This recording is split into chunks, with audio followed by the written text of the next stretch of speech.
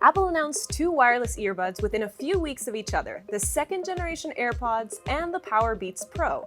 Two rivals from the same company competing for your ear time. Which ones should you get? I'm breaking down the biggest differences between the AirPods and the Powerbeats to help you figure that out. Now just keep in mind that you may have to wait a little bit longer for those Powerbeats because they're not going to be available until May of this year. Let's start with design, the most obvious difference. The AirPods are sleek and functional, while the Powerbeats are sportier and clunkier, but with a more secure fit. If you're using them as everyday buds, the lighter feel of the AirPods might be ideal, but if you're going to be working out with them, the Powerbeats have the upper hand. For starters, they'll actually stay in place when you're bouncing up and down thanks to the in-ear tips and the over-the-ear hook. And unlike the AirPods, these are water resistant, so you don't have to worry about those intense sweat sessions. The AirPods only come in white, while the Powerbeats Pro come in white, navy, moss, and black with a black charging case. And speaking of that charging case, it looks massive. It's roughly 3 times the size of the AirPods case, and they don't have a wireless charging option. Now they both charge via lightning cable, but you can pay extra to get a wireless charging case with your AirPods. The other deciding factor is the price.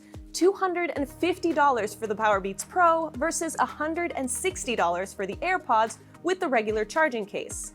But if sound quality is your main concern, the Powerbeats Pro might be worth the extra $90. The tighter fit of the Powerbeats means they provide better sound isolation, while the more open design of the AirPods let in more ambient noise. But it's not just about the fit. Apple says sound quality was their top priority when creating the Powerbeats Pro. And CNET editor David Carnoy can attest. He says the Beats have a richer, cleaner sound and bigger bass than the AirPods.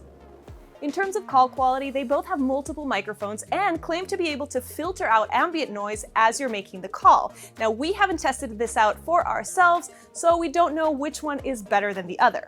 Under the hood, they both have Apple's new H1 chip, which lets them pair seamlessly with your iOS devices, let you summon Siri to turn up the volume or control your music hands-free, and support Bluetooth 5.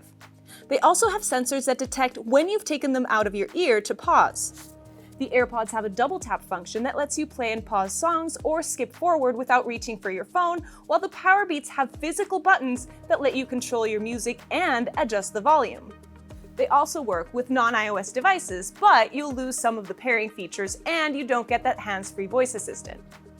If you factor in the charge on the actual buds, plus the extra charge in the case, you'll get about 24 hours of listening time from both.